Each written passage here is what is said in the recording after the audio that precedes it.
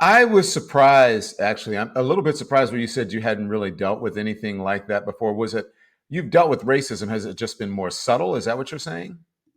Yeah, so the thing about it, Atlanta's an interesting place, right? I grew up in Atlanta. I've been here since I was 3 years old. We've always had black mayors, police chiefs.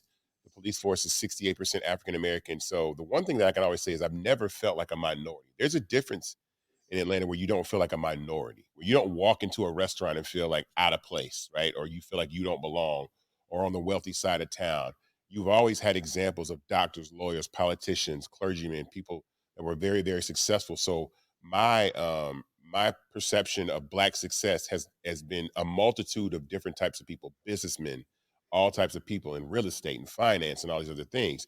And there are people that actually, don't like that. But one of the things that I know about Atlanta is typically the white community is just not so taken aback by, oh, you can walk into a restaurant and you might be the only white people in this very fine establishment that is, being patronized by black people. And so that's what I mean by that. And I've always kind of worked to myself. I've been in the music industry. I primarily worked with black people in the music industry. I've dealt with other people doing I've dealt with white people and other people in voiceover, and those exchanges have always been positive and very business, and I've never had any bad experiences. But like I said, when I was younger, when I was a child, I could feel Atlanta was a much different place, and there was a lot more racism that was apparent. When I was 8, 9 years old. But in this city, I think the level of achievement and I think collaboration between the white community and the black community in Atlanta